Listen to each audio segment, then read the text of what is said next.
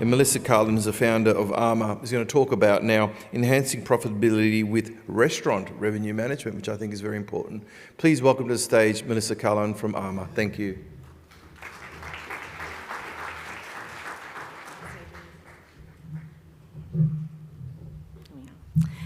Well, good afternoon, everyone. I really enjoyed that panel just then of some excellent leadership advice, so thank you. And thank you, Adrian, for the opportunity to present this session today. So this session is perfectly placed, I think, before you go to lunch, because this will get you thinking about food. And we're going to look at the application of revenue and yield management in the restaurant space. So for those of you that have dining outlets, or if you move on to a property one day that does have an outlet, I think it's a space that some are certainly working in that space more and more, but I think or it's being dabbled in, but it's time to really sort of take a bit more of a serious approach to our restaurant spaces. So let's have a little look at some of the optimisation similarities with traditional models where we apply revenue management, such as room accommodation. So some of the similarities with rooms are, obviously we need to do a forecast. That's essential, that's our roadmap to optimisation. So we need to do an accurate sales forecast in food and beverage. We need to look at historical sales data and trends, but that's obviously not all the information that we need to help optimise our restaurant asset space. We also need to look at bringing market knowledge, look at new competitors popping up. Restaurants is obviously a very saturated market. There's a lot of competition.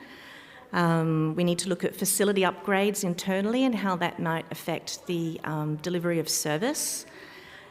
Also, the menu ingredient changes that can occur and the impact of costs associated with that. And any menu item changes as well. We have to keep across that. But you also need to understand your segmentation, your different customer groups, and the unique aspects of each of your service periods. So you might offer breakfast, lunch and dinner, and each one of those would have a unique aspect about them and quite possibly different segmentation as well. And very much like accommodation, restaurants do have a lot of walk-ins. Well, some properties may get more walk-ins than others, but they also experience no-shows as well, which are revenue thieves. That's what we refer to no-shows in the accommodation space. So definitely you can see there's similarities there. These are some critical questions that you might need to consider. So how many people are coming today, tomorrow, and this year? How much are they likely to spend? Will having too few customers cover the cost of operation and generate a profit? How many customers do we turn away that are likely to generate more table revenue? And how flexible is our setup to capture the unpredictable nature and random nature of our demand? So this particular session will focus on a key element first, which is pretty unique to the restaurant and dining space. We're also going to look at the strategic levers, which are your tools, your toolkit to try and aid optimisation. And then we'll look at the common metric used for restaurant space, and I'll show you how I like to flip that metric because I think it makes more sense from an analytical perspective. So this quote here, revenue management works in industries that typically have perishable inventories, fixed capacities, a high fixed and low variable cost structure, variable demand, and a segmentable market. And that's from Professor Kimes as far back as 1989. So this is in the academic literature, a lot of this and all these terms from some years ago, which is why it's time for many of us to really start to get serious and look at trying to apply it and just start, small and start to build up some data in your restaurant outlets. So the restaurant space does have variable demand, and we look at it by time of day, so that's across your breakfast, lunch and perhaps your dinner service periods, and it also has variable demand by day of week with your segmentation. So what does that sound like? Can you align that kind of concept where you have variable demand by time of day and also by day of week? Is that more aligned to perhaps an accommodation model or perhaps a different type of traditional RM model? Can anybody want to be brave and throw one out there? I'll jump in for you. The airlines. So the airlines, we have variable demand across time slots across the day and also across day of week as well, demand.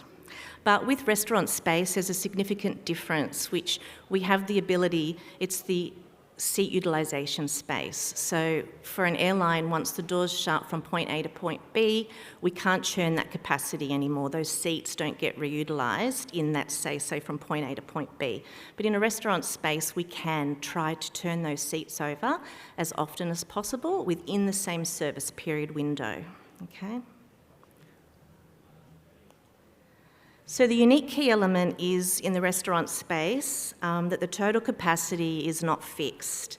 Okay, that's that service capacity concept. So we have the physical constraints of the business. You're obviously the number of seats that you have, which is a strategic lever in itself because you do have the ability to flex your capacity. Unlike a hotel, we can't just add extra rooms instantly, but an airline can add extra services to different routes to try and meet demand and flex capacity.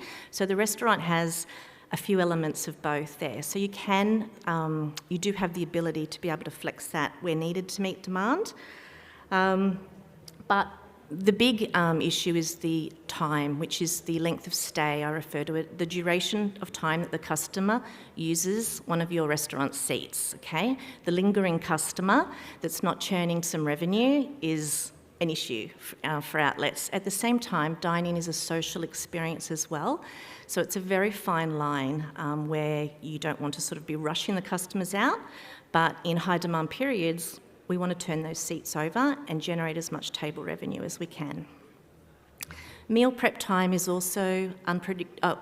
There's meal prep time to consider tied in with the randomness of choice of a customer off a menu item. So they're all things that have to be factored in because that all impacts your ability to churn those seats as well, because if they're selecting items that have a longer prep time before it gets to the table, it's going to extend the amount of time that they're using those seats.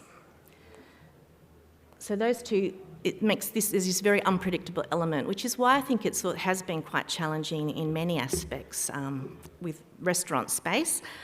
But again, we like challenges, so I encourage everybody to go back and just start giving it a go. Okay, so in restaurants, the total available seating capacity per day, as I said, is not fixed because of the variable duration of both the meal selection and the time spent utilising the capacity. So we have to have a bit of a creative approach with our revenue management strategies. And this is where the strategic levers part comes in. So some of the most common approaches that we currently use, time-related promotions, which you'll see and be used to. That can be the happy hour period, as well as early bird specials. Set seating time deals, so across maybe lunch and dinner, you might have some promotions or specials. You might also try to control the duration by having within a same service period, like dinner, you might have a first seating time slot and then a second seating time slot. And again, with that, everything, obviously the meal prep, everything has to work, the operations very much to help make that happen without impeding on the customer experience and them feeling rushed to get out so the next seating can come in.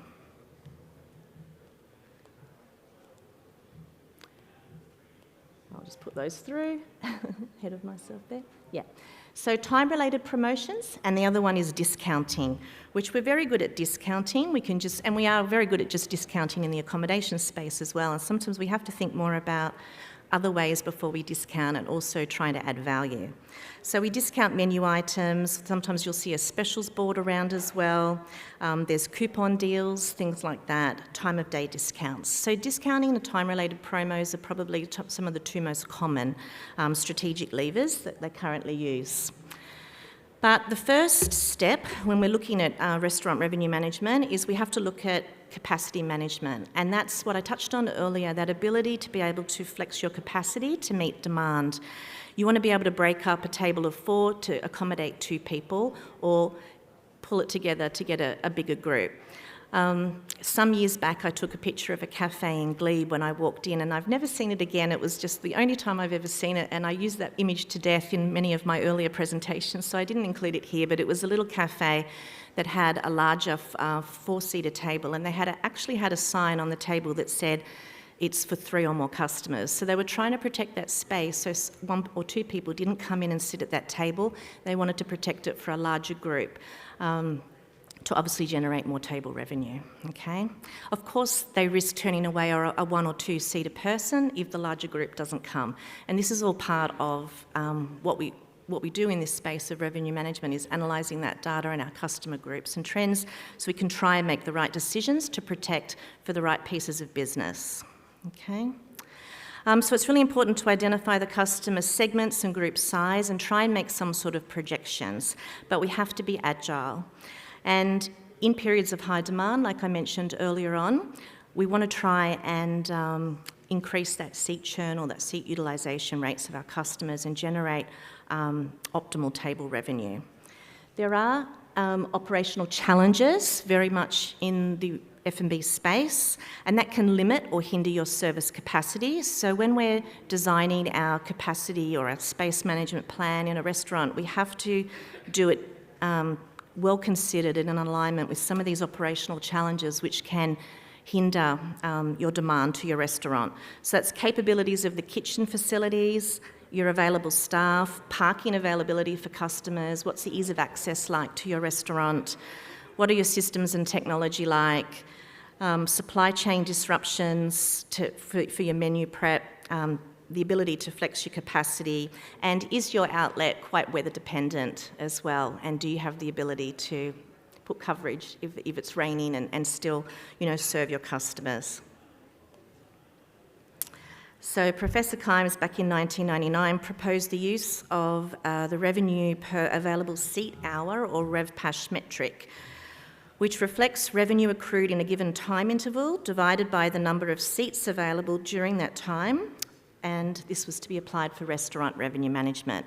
It's essentially revenue generation per asset, so that asset being a seat in your restaurant, regardless of whether it was occupied or not, and that's very similar to the RevPAR metric, revenue per available room, which we divide our revenue by our hotel capacity, regardless of whether the room was occupied or not, to generate, I look at it, a revenue return on investment per room.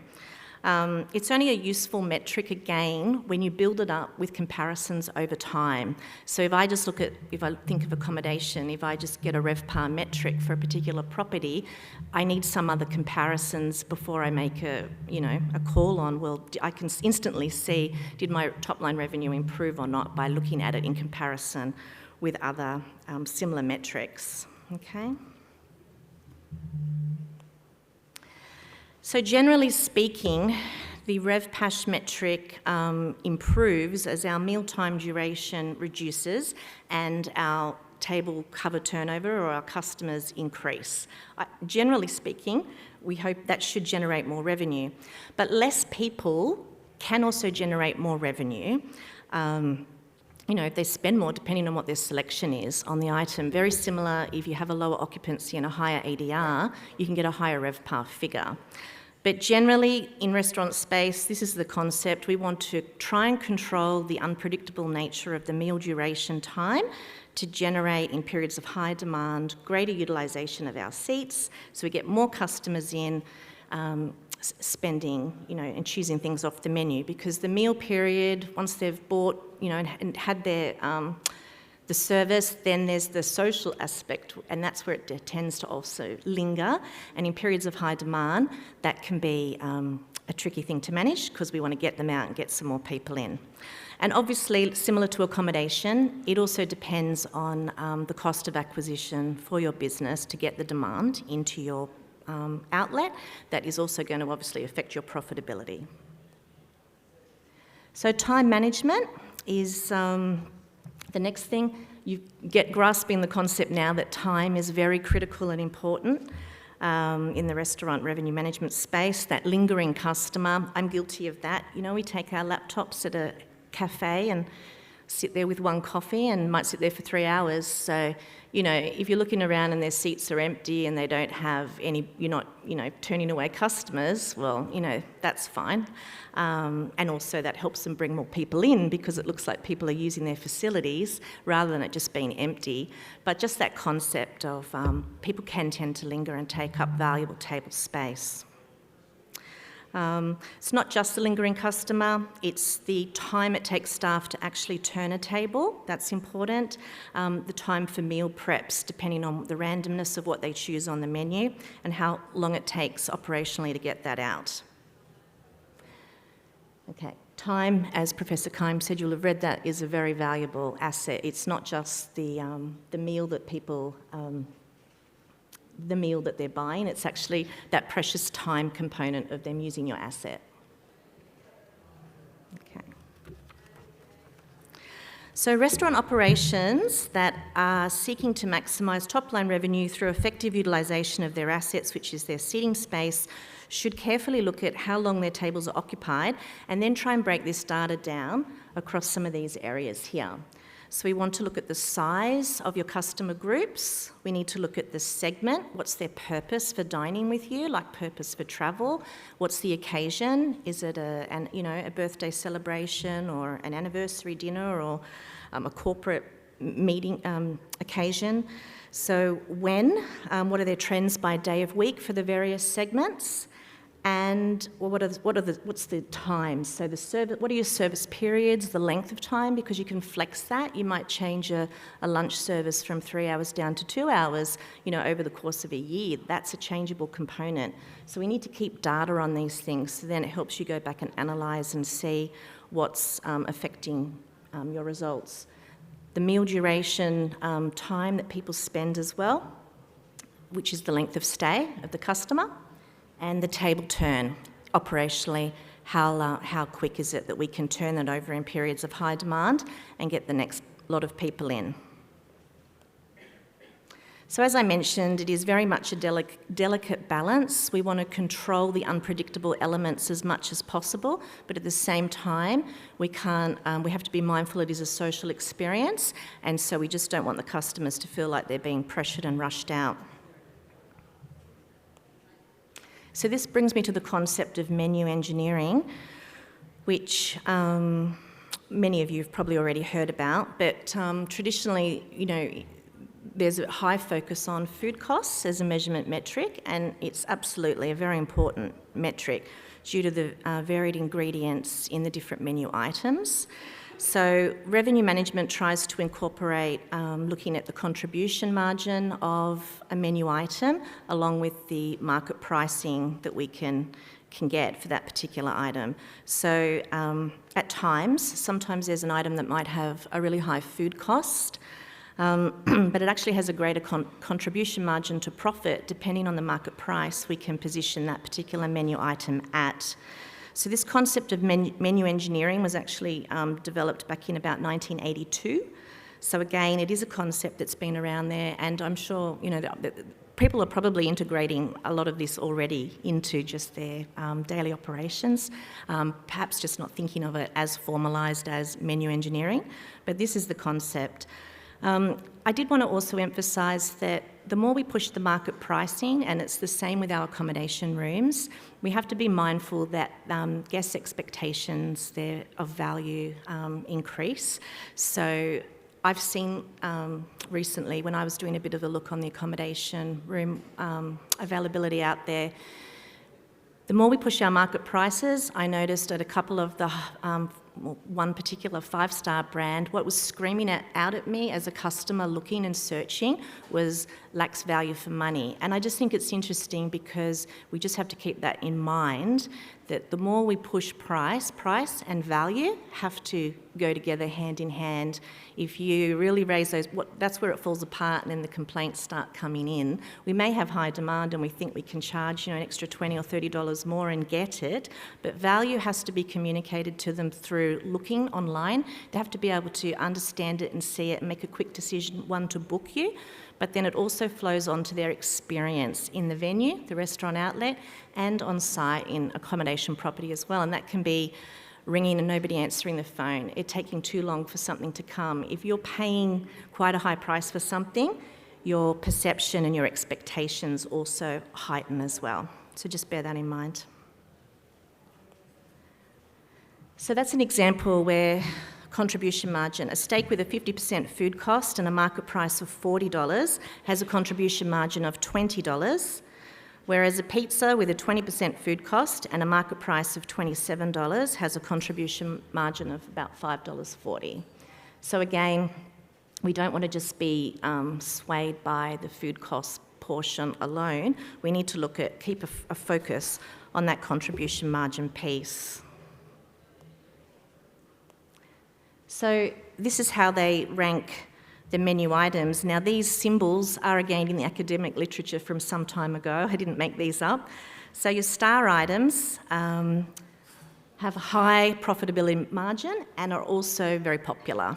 So they're great items that we want to have on our menu. The next segment, so this is for you to go through your menu items and then try and categorise them based on these elements. The workhorses are low margins but high popularity. Okay, so they're really popular, but our margins on them are not great. So if we can work out a way to try and improve that somehow, then that's an area you can obviously look at. The puzzlers have high margins, but they're not very popular. And then the dogs, that's what they call it in the academic literature. And I know we all love dogs, like they're cute and we love them. But in this concept, they're the ones that have low margins and a low popularity. So in my opinion, I just get rid of them. Like, I don't even know why we'd have them on our menu if they've got low margins and they're low popular. We need to just try and look at a way to revamp them, okay? So categorise your menu like that. In periods of high demand, they say you want to try and look at and push obviously your star items. To me, you want to try and push your star items across all times. They're popular, high margins, okay? But sometimes when you've got lower demand, you might do some discounts across the star items and the puzzler items, and you might do special menus across the workhorses and the puzzlers as well. But if you try to think about what you have on your menu, in these sort of categories, then it helps. And then they also use things like psychological tactics. On some of the menu items, you can actually put like a little star next to the star items. The customer doesn't know they're a star item based on this, but they get lured to the little image of a star next to a particular item, and it can nudge, their menu choice, okay? And then there's also concepts like decoy pricing, where you'll position a higher priced item above, which you don't really intend to sell, but it makes the next item down that you do want to sell instantly look more attractive. Okay, so that's decoy pricing.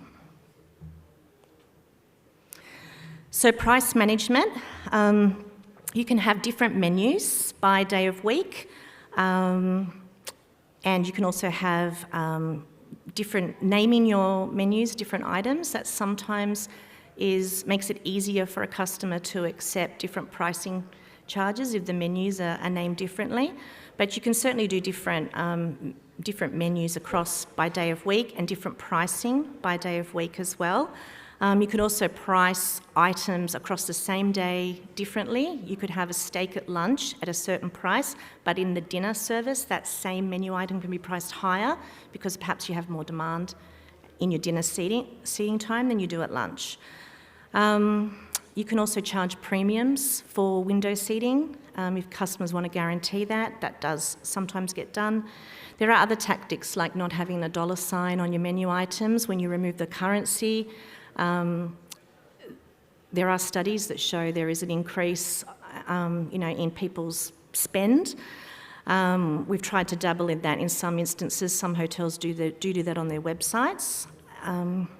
But another key factor is the copy. So on your menu items, and this might be something you might want to go and try in ChatGPT, but if you use the categories of nostalgia, geographic, sensory, and brand when you're creating the description, so descriptive text with your menu items, that helps entice the customer to want to purchase an item. So that might be something like, a traditional English aromatic pudding, something like that. So you've got to look at the way you convey what the actual item is and be very creative and think about those categories, that helps increase the perceived value of your menu item.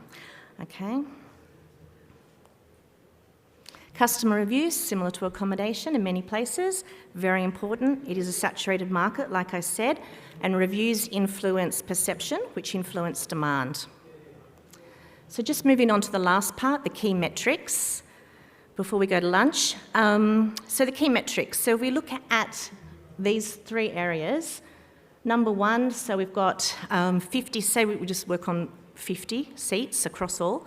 So an aircraft that's 50 seats, it travels across a distance, a flight from point A to point B, so it moves across distance. With an accommodation room, and their metric is RASK, R-A-S-K. I'll talk about that just in a moment. But with an accommodation room, we might have 50 rooms that rolls over each night. So we work RevPAR off that total capacity. We just look at one night, okay? And then there's the restaurant space, which might have 50 seats, and it moves across a service period of time, okay? And like I mentioned before, with the restaurant, say as opposed to a flight, once that flight door's shut and it's going from point A to point B, the unique aspect with the restaurant is that seat churn, seat utilisation aspect, okay? Now, the RASK metric, so I think the RevPAS metric is very much aligned with the RASK metric, revenue per available seat kilometre, because it takes into account distance flown, and with restaurant space, we also have to capture the element of time. So RASK is a unit of measure. It's used as a baseline comparison, and it reflects the data across 1 kilometre, okay? And with the restaurant space, we want to break it down and look at the data across a 1 hour period, okay? So RevPAS, revenue per available seat hour. The most common presentation of RevPAS calculation is there, the total service revenue divided by the number of seats times the service hours.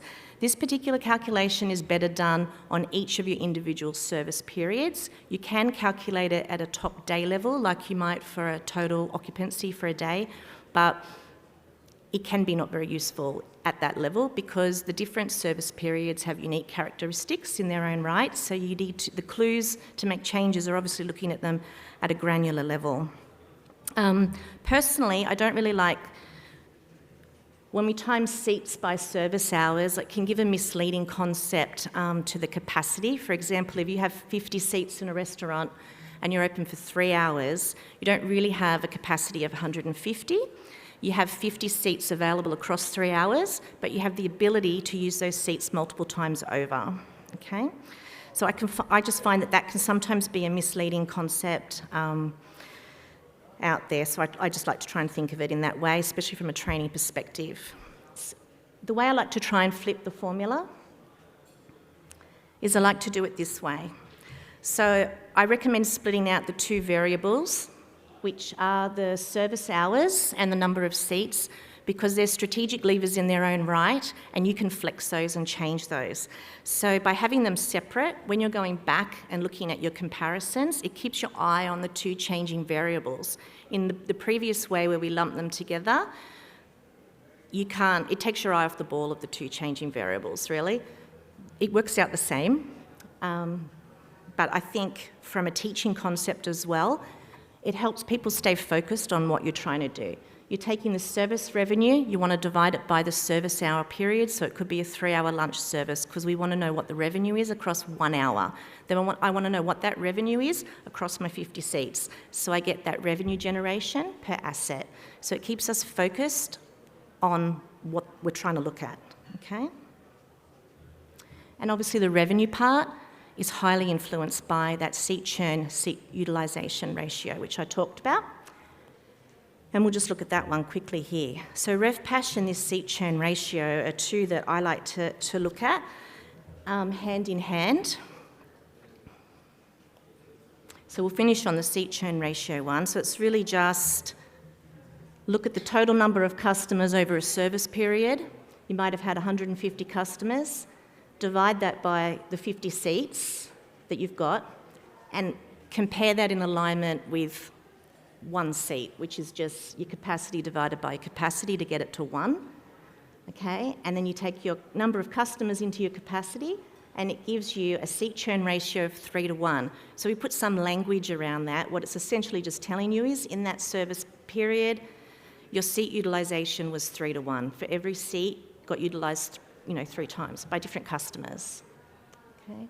So I think if you can look at seat churn ratios, if you do have a high demand time slots, and obviously if that number's improving, you're reducing the meal duration time, you're getting more people in, hopefully your table revenue is growing as well, or your total service period revenue is growing too, and maybe that is an outcome of some of the operational challenges, or changes I should say, like maybe there's faster prep time for meals, maybe our table term time has improved. So all these things impact one another.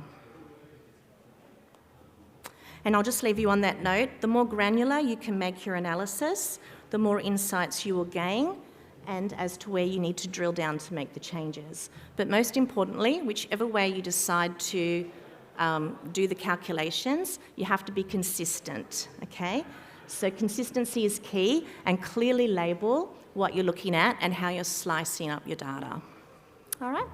And that's it. So hopefully you can go back and make a lot more money in your restaurant outlets. Now, if you want any more information, just please see me outside. Thanks, everyone.